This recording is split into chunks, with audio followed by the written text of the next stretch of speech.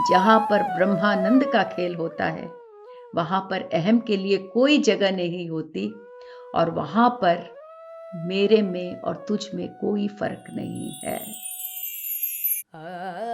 मैं अपने आप को हर एक प्राणी में प्राप्त करूंगा, हर एक प्राणी में मौजूद पाऊंगा, तो दूसरों के दुख से मैं खुश कैसे हो पाऊंगा?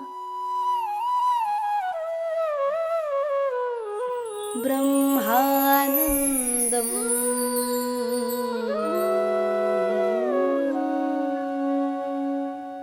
नमस्कार दोस्तों, ब्रह्मानंदम शो में आपका एक बार फिर स्वागत है। आनंद करनेश जी द्वारा रचित a thousand seeds of Joy इस किताब का विवेक हम आपस में बांट रहे हैं दोस्तों। तो हम पिछले एपिसोड उसमें हम माँ के द्वारा ब्रह्मानंद के ज्ञान के बारे में सुन रहे थे।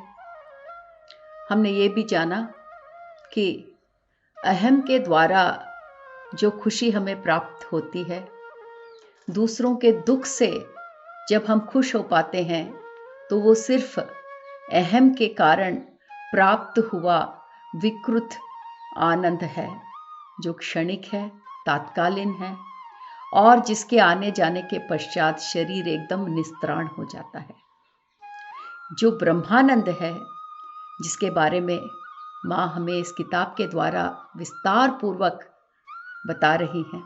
माँ कहती है कि ये ब्रह्मानंद आपके आत्मा में और आपके पूर्णात्माओं के भीतरी तहों तक समाया हुआ है। ये जो ब्रह्मानंद है, वो कोई उसका कारण नहीं बन सकता और वो बेशर्त है। इसका मतलब ये है, किसी चीज के प्राप्ति के द्वारा प्राप्त हुआ आनंद ब्रह्मानंद नहीं है। ब्रह्मानंद बिना कोई कारण, बिना कोई शर्त के हमेशा मौजूद हुआ एक परम आनंद है, जिसका कोई शुरुआत नहीं है और अंत नहीं है, जो आदि और अंत से परे है। और ये जो ब्रह्मानंद है, ये जो आनंद है, ऐसा आनंद अपने में और दूसरे व्यक्ति के बीच में कोई अंतर नहीं रखता। ये बहुत ही इंपॉर्टेंट बात है। ब्रह्मानंद आपको अपने आप और अगले आदमी से कभी अलग नहीं करता, क्योंकि ब्रह्मानंद अहम पर निर्भर नहीं होता। जो आनंद अहम पर निर्भर होता है, वहां पर मैं, मेरा आनंद, तू, तेरी खुशियां मुझे जला सकती हैं, मेरी खुशियां तुझे जला सकती हैं, क्योंकि यहाँ पर अहम का खेल हो रहा है। जहाँ पर ब्रह्मानंद का खेल होता है, वहाँ पर अहम के लिए कोई जगह नहीं होती और वहाँ पर मेरे में और तुझ में कोई फर्क नहीं है।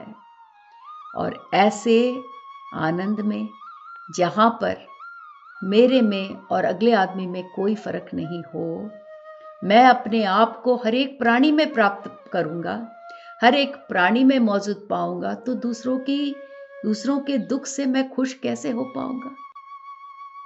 आनंद करनेश जी के प्रश्न का समाधान यहां पर अंत हुआ दोस्तों, कि ब्रह्मानंद का स्वरूप लोगों को अलग करना नहीं है, सबको मिलाना है। क्योंकि ब्रह्मानंद शून्यता से उद्भव हुआ है। जो चीज शून्यता से उद्भव होती है, वो एकत्व का रूप होता है।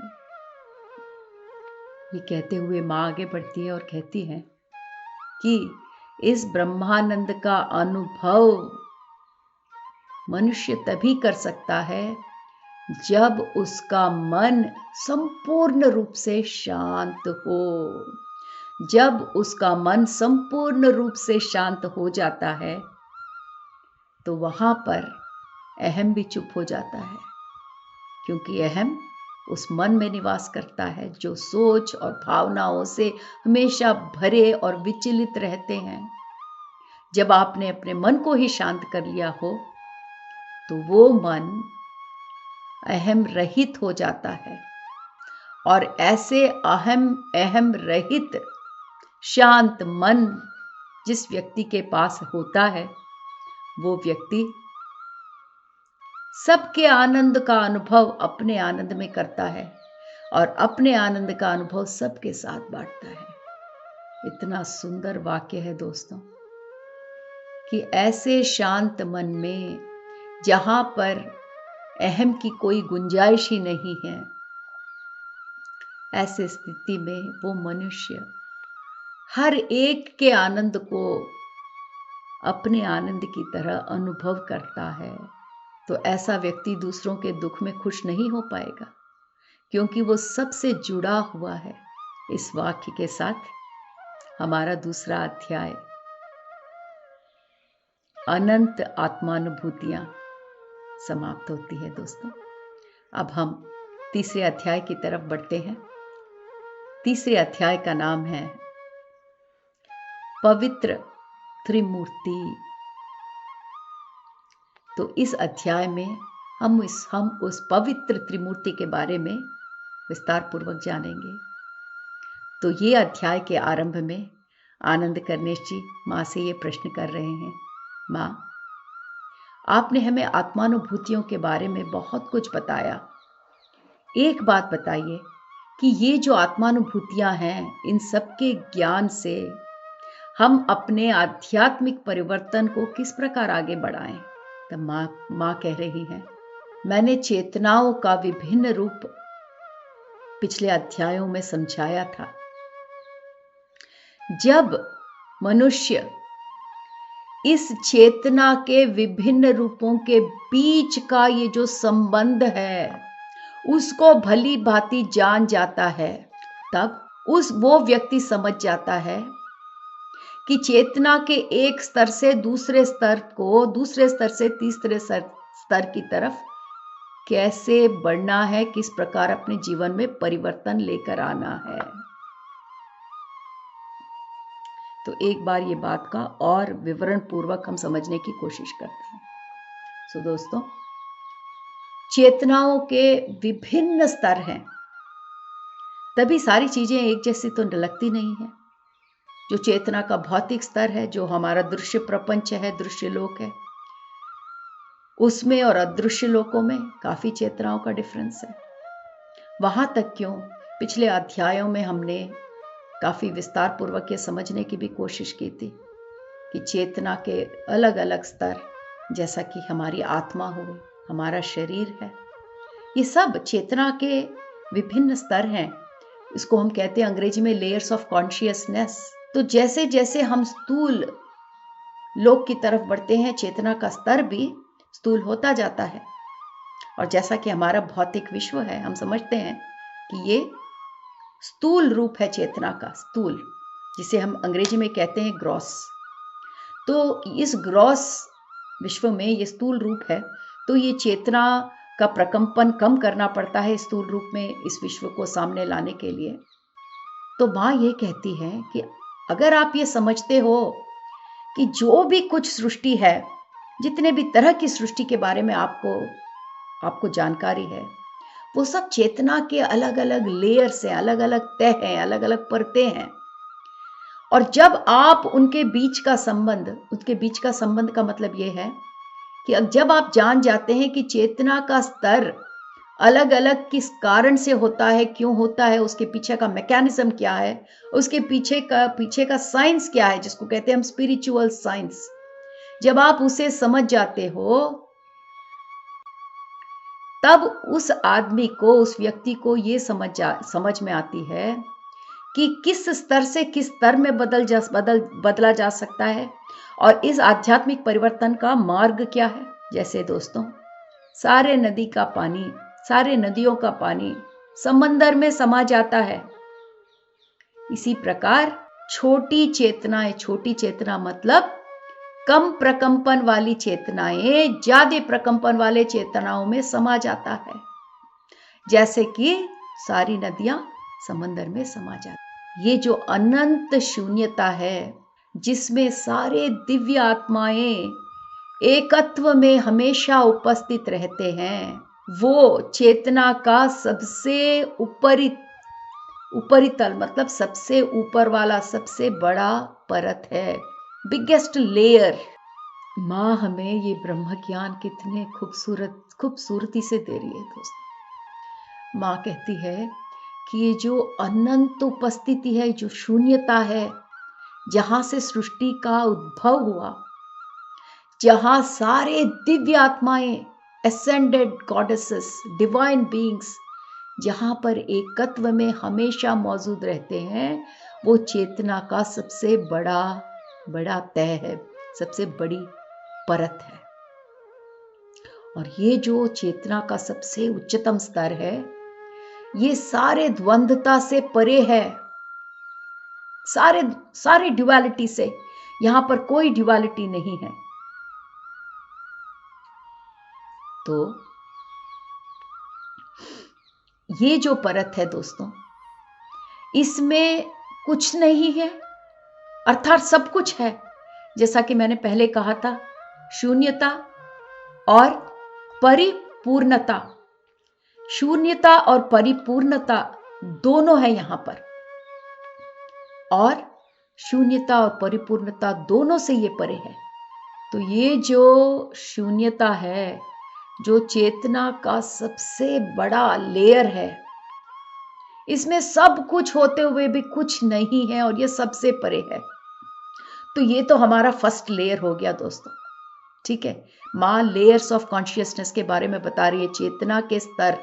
तो इसे अच्छी तरह समझते हैं, चेतना के स्तर क्या है। तो एक तो हुआ अनंत शून्यता। ठीक है दोस्तों, और आगे बढ़ते हैं। उसके बाद दूसरा स्तर जो माँ बताती है, वो कहती है आत्मानुभूतियों का समंदर। वो उस अनंत उपस्थिति के चेतना के स्तर से थोड़ा कम है, उससे नेक्स्ट लेयर है। तो ये जो आत्मानुभूतियां हैं, इसका ये जो समंदर है, वो उस अनंत शून्यता की चेतना से कम है। तो क्या होता है, ये जो अनंत ये आत्मानुभूतियों का ये जो समंदर है, क्योंकि ये शून्यता के अनंत उपस्थिति वाले लेयर से कम है, ये सब उस अनंत शून्यता में समा सकते हैं, समा जाते हैं। और जब ये समंदर है, जो हमारे आत्मानुभूतियों का समंदर, आप आत्मानुभूतियों का समंदर तो समझते हैं ना, जो बड़ा लिस्ट मैंने बताया था, कृतज्ञता, प्रेम, प्यार और शांति, फ्रीडम, करुणा, बड़ा लिस्ट था जो हमने पढ़ा था माँ के साथ। ये सारे उस अनंत शून्यता वाले चेतना के स्तर में बड़े आसानी से समा जाते हैं, और जब उनमें समाते हैं तो उनसे एकत्व में जुड़ जाते हैं। वहां अलग अलग नहीं रहते। वहां पर ये आत्मानुभूतियां, मैं प्यार हूं, मैं शांति हूं, मैं करुणा हूं, मैं सहानुभूति हूं, अलग अलग नहीं। जब ये अनंत शून्यता की तरफ बढ़कर उसमें समा जाते हैं तो उनसे एक हो जाते हैं। तब वहां आत्मानुभूतियां अलग अलग नहीं रहती, एक हो जाती हैं। और वो एक क्या है, वो तो हम जानते ही दोस्तों, ब्रह्मानंद का महास्वरूप। तो ये जो आत्मानुभूतियां हैं, जो चेतना का दूसरा स्तर है, आत्मानुभूतियां, हमने कहा समंदर, हमने समंदर का शब्द यहां प्रयोग किया। ये समंदर, कुछ समुंदर छोटे होते हैं, मतलब उनकी सीमाएं होती हैं, पर यहां पर मां ने ये कहा कि कुछ आत्मानुभूतियां इतनी बड़ी हैं, मैं जानती हूं कि आपने आत्मानुभूतियों को समंदर से इनकी तुलना की है, पर समंदर का भी तो एक सीमा होती है। पर कुछ आत्मानुभूतियां इतनी बड़ी हैं कि उनकी सीमा ही नहीं है। तो यहां पर मां हमें चेतना के स्तर, लेवल्स ऑफ कॉन्शियसनेस समझा रही हैं। दोस्तों, ये बहुत इंपॉर्टेंट है। पहला लेवल हुआ अनंत शून्यता, दूसरा आत्मानुभूतियों का समंदर। कुछ आत्मानुभूतियों का समंदर सीमित है और कुछ आत्मानुभूतियों का समंदर असीमित है। इतने बड़े हैं वो आत्मानुभूतियां, पर सारी आत्मानुभूतियां मिल जाती हैं कहां पर, इस अनंत शून्यता में। तो 1 और 2 तो हो गया दोस्तों। अब तीसरा स्तर हम जाने। आत्मानुभूतियों के बाद तीसरा स्तर हम जानने की कोशिश करते हैं।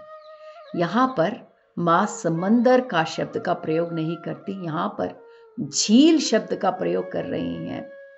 तो मां कह रही है जो तीसरा स्तर है, वो हमारे शरीर के अनुभूतियों की झील, उसका जो झील है वो चेतना का तीसरा स्तर है, और वो आत्मानुभूतियों का जो अनंत समंदर के बारे में हमने जाना था उससे छोटा है। दोस्तों, जब हम छोटा कहते हैं तो समझिए ये सब प्रकंपन की भाषा है, ऊर्जा के प्रकंपन की भाषा। प्रकंपन बढ़ता जाता है तो हम बड़े शब्द का प्रयोग करते हैं, प्रकंपन कम होता जाता है तो हम छोटे शब्द का प्रयोग करते हैं। तो यहां पर तीसरी बात माँ ने हमें बताई कि देहानुभूति, देह की जो अनुभूतियां हैं, शरीर की जो अनुभूतियां हैं, उसके जो झील है वो हमारा तीसरा स्तर है। तो ये झील, ये समंदर, इन शब्द का क्यों प्रयोग किया है? ताकि आप समझ सके कि वो आपस में कितने बड़े हैं। समंदर बहुत बड़ा होता है, झील उससे काफी छोटा होता है, ताकि आप समझ सके कि आत्मानुभूति और देहानुभूति के बीच का क्या रिलेशन है, वो एक दूसरे से कितने बड़े हैं और कितने छोटे हैं। तो जो रिलेशनशिप देहानुभूति का आत्मानुभूति से है कि एक कितना छोटा है, दूसरा कितना बड़ा है, वो ही रिलेशन आत्मानुभूति और उस अनंत शून्यता के बीच में है। तो आपको उसका मैग्नीट्यूड, वो कितना बड़ा है, आपको समझ में आएगा। जैसा कि देहानुभूति झील है, आत्मानुभूति समंदर है, तो आप अनुमान लगा सकते हैं कि अनंत उपस्थिति कितना बड़ा होगा जिसमें इतने समुंदर आकर एकत्व में मिल जाते हैं। आप हम हिमालय सोच लीजिए, या कभी स्विट्जरलैंड को आप देख लीजिए, जहां पर्वतों में झीलें रहती हैं, उस झीलों में ऐसे बर्फ के टुकड़े ऐसे तैरते रहते हैं, उसको कहते हैं आइसबर्ग। तो आइसबर्ग का ये नेचर होता है कि आइसबर्ग का अधिक से अधिक भाग अंदर रहता है, पानी के थोड़ा सा भाग ऊपर रहता है, उसको कहते हैं लिटिल आइसबर्ग, छोटा सा आइसबर्ग। तो इस देहानुभूति के झील में वो छोटा सा जो बर्फ का टुकड़ा जो है वो हमारा दिमाग है दोस्तों, जो हमारे देहानुभूतियों से भी छोटा है। ये तुलना के लिए ये शब्दों का, ये कंपैरिजन का प्रयोग हुआ है, ताकि आप समझ सके कि आपका मन कहां पर है, कौन से स्तर पर है, किसकी तुलना में? देहानुभूति और आत्मानुभूति और उस अनंत शून्यता की तुलना में मन कितना छोटा है। तो माँ और थोड़ा विवरण देती है। जैसे मैंने आपको बताया था कि वो जो बर्फ का पर्वत तो नहीं, बर्फ का ढेला जो झील में तैरता रहता है, उसका छोटा सा भाग हमें ऊपर दिखता है, जो हमारा जागृत मन है, कॉन्शियस माइंड। छोटा सा जो बर्फ का टुकड़ा हम ऊपर देखते हैं, बाकी अंदर बड़ा भाग रहता है, वो छुपा रहता है, आइसबर्ग का बड़ा भाग झील के अंदर रहता है, और वो छोटा सा भाग जो हमें दिखता है वो हमारा कॉन्शियस माइंड है, हमारा जागरूक मन, कॉन्शियस माइंड, जिसके सहारे से हम जीते हैं। पर वो जो नीचे उसका भाग है, उस आइसबर्ग का और बहुत बड़ा भाग जो झील के पानी में छुपा हुआ है, वो हमारा आप सबकॉन्शियस माइंड समझ सकते हैं, जो पानी के तल के नीचे छुपा रहता है, हमें दिखता नहीं है और बहुत अंदर तक वो रहता है दोस्तों। जो ऊपर हमें छोटा सा टिप दिखता है वो तो बहुत छोटा है, इसलिए माँ वो छोटे से दिखते हुए छोटे से बर्फ के टुकड़े को हमारा कॉन्शियस माइंड उससे तुलना करती है माँ। पर नीचा जितना भी छुपा हुआ है वो हमारा सारा, दो तरह के माइंड होते हैं दोस्तों जो हमसे छुपे रहते हैं। इनफैक्ट एक बार हम मन के बारे में सोचें तो हमारा जो माइंड है वो, उसके 3 भाग होते हैं, एक तो कॉन्शियस माइंड, एक सबकॉन्शियस माइंड, एक अनकॉन्शियस माइंड। तो कॉन्शियस माइंड वो है जो भी हम काम करते हैं उसे उसमें डालते हैं, फिर यादें हम वापस लेके आते हैं। तो ये रोज रोज का जो ये हमारा कार्य चलता है हमारे कॉन्शियस माइंड से चलता है। फिर 2 तरह के और मन है, जो हमारा सबकॉन्शियस और अनकॉन्शियस माइंड है। ये जो सबकॉन्शियस माइंड है इसमें काफ़ी यादें भरी रहती हैं जो हमें ज़रूरत पड़ने पर कभी कभार बाहर आ जाती हैं, हर रोज़ नहीं आती सबकॉन्शियस माइंड। और जो अनकॉन्शियस माइंड है उसके बारे में तो हम जानते ही नहीं, उसको एक्सेस भी नहीं कर पाते। तो अगर आप ये बर्फ का पर्वत, जिसके बारे में मैं, बर्फ का ढेला जो मैंने बताया था आपको, झीलों में तैरता रहता है, तो वो जो ऊपर का भाग है, अगर वो आपका कॉन्शियस माइंड है, वो छोटा सा टुकड़ा, तो जो नीचे जो बड़ा भाग है, तो सबकॉन्शियस माइंड वो होगा जो पानी के तह से बिल्कुल एकदम थोड़ा सा नीचे हो, और जो अनकॉन्शियस माइंड है वो पूरा अंदर तक छुपा रहता है। हम तो उसका उपयोग भी नहीं कर पाते अनकॉन्शियस माइंड का दोस्तों। सबकॉन्शियस माइंड रेगुलरली नहीं, पर सामान्य तौर पर नहीं, पर कभी कभार अक्सर कुछ यादें कहाँ से आती है मालूम नहीं, कुछ आदतें हमें समझ में नहीं आता, हम ऐसा क्यों सोच रहे हैं, हम ऐसा क्यों कर रहे हैं, ये हमारे सबकॉन्शियस माइंड से हम एक्सेस करते हैं। अनकॉन्शियस माइंड वो हम एक्सेस नहीं करते दोस्तों। तो माँ ने हमें, आनंद करनेश जी का प्रश्न था कि इतना ज्ञान आप हमें आत्मानुभूतियों के बारे में दे रही हैं, हम इसको अपने आध्यात्मिक प्रगति में किस प्रकार उपयोग कर सकते हैं। तो माँ इतना कुछ बता रही है कि अगर तुम इस चेतना के विभिन्न स्तरों को समझ सको, उसके बीच के संबंध को समझ सको, तो इस संबंध के ज्ञान से तुम आराम से एक चेतना के स्तर से दूसरे चेतना के स्तर में इजीली अपने आप को परिवर्तन कर सकते हो। तो 4 प्रकार के चेतना के स्तर हमें बताते हुए माँ ये कहती हैं कि चलो, इतना मैंने कुछ उदाहरण दिया, अब तुम्हें एक और उदाहरण देके समझाऊं। अगर तुम हमारा ये यूनिवर्स देखो, ये हमारी ये जो विश्व है, ब्रह्मांड है, उसे एक बार उसके बारे में गौर से सोचो। तो हमारा ये जो ब्रह्मांड है वो हमारे आकाश गंगा से छोटा होगा, ठीक है। तो माँ कहती है कि आप ऐसे सोचो कि आपके ये जो मनुष्य का शरीर है, उसमें एक सेल कितना छोटा होगा। एक सेल और एक मनुष्य के शरीर की रचना में जो कनेक्शन है, मतलब कितने सारे सेल्स मिलकर एक मनुष्य बनाते हैं। तो ऐसा ही रिलेशनशिप देहानुभूतियां और मन के बीच में है। मन इतना छोटा है देहानुभूति से, एक मनुष्य का शरीर और एक सेल के बीच में जो रिलेशनशिप है। तो एक स्तर से दूसरे स्तर का ये जो रिलेशनशिप है, उसमें जो अंतर है वो बहुत बड़ा अंतर है। ऐसा नहीं है कि आप मन से देहानुभूतियों में जस्ट ऐसे ही पहुंच जाओ, या फिर देहानुभूति से अगर आप आत्मानुभूति में जाना चाहो तो उसमें बहुत कम अंतर है, ऐसा नहीं है। इसे समझाने के लिए माँ ने हमें इतने उदाहरण दिए हैं। जैसे आकाश गंगा में, उसकी तुलना में आपका ब्रह्मांड, देह में से एक सेल और मनुष्य के पूरे रचना से उसका संबंध, तो आप देख सकते हैं कितना बड़ा है एक और कितना छोटा है दूसरा। तो ये समझते हुए कि उन दोनों में कितना अंतर है, एक स्तर से दूसरे स्तर तक जाने में कितना अंतर है, ये समझते हुए ये जानो बच्चों कि चेतना 4 स्तरों पर है। तो चॉइस इज योर्स, ये आपकी इच्छा है कि आप मन के स्तर पर रह सकते हो, क्योंकि दोस्तों भूलना मत 4 स्तर है। एक आपकी अनंत उपस्थिति, दूसरा आपकी आत्मानुभूति, तीसरा देहानुभूति, और चौथा आपका मन। ये आपकी इच्छा है, आपका विकल्प है, आप किस स्तर पर रहना चाहो।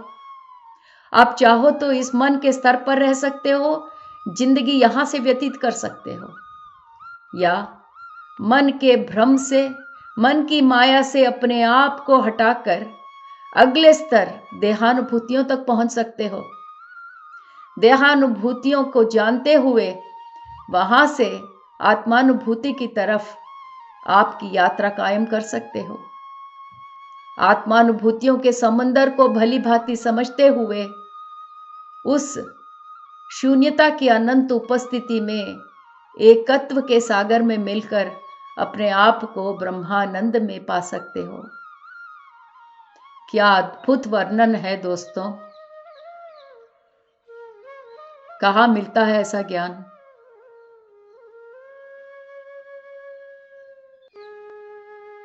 मैं आप सबसे अनुरोध करूंगी कि आज इस एपिसोड के ज़रिए जो ज्ञान हमने आपस में बांटा है उसे कभी ना भूलिए दोस्तों।